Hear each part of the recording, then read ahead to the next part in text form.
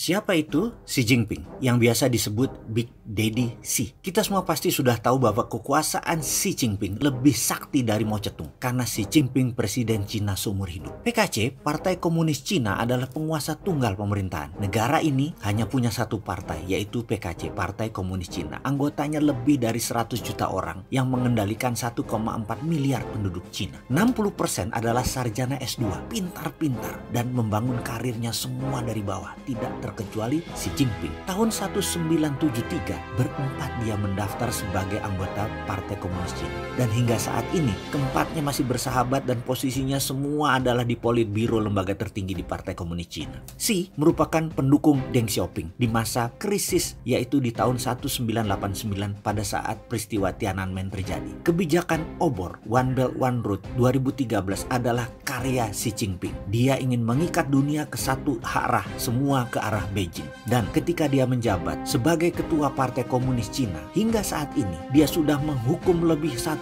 juta orang anggota Partai Komunis Cina yang tertuduh korupsi. Xi Jinping tahu sekali di dalam menjalankan MMT, Modern Monetary Theory, maka proyek dan uang tadi tidak boleh dikorupsi. Karena itu Cina dari tahun 90-an yang hanya negara miskin 30 tahun kemudian menjadi negara nomor 2 terkuat di dunia dan negara nomor 1 perdagangan yang tertinggi di dunia. Saya sangat terkejut dengan disahkan revisi Undang-Undang KPK yang diframing seakan-akan ada Taliban di dalam KPK, karena itu KPK harus dilemahkan. Ini bagi saya konspirasi politikus Senayan. Nggak gitu kalau mau menegakkan dan memberi kekuatan agar korupsi hilang dari muka bumi Indonesia. Kasihan Pak Jokowi yang terjepit. Nggak dukung keputusan politisi tersebut, maka dia tidak dapat dukungan di Senayan. Tapi sungguh hati kecil Pak Jokowi ingin korupsi hilang dari muka bumi Indonesia. Namun dia bingung karena KPK harus dilemahkan. Ini niatnya politikus Senayan yang memojokkan Pak Jokowi. Sebenarnya kalau ingin korupsi hilang, di mana korban terbanyak pasti politisi Senayan, maka caranya adalah tambah kekuatan KPK. Dan saya setuju pimpinannya seperti sekarang adalah dari Polri. Kasih kekuatan, kalau perlu yang ketangkep tangan, hukum mati.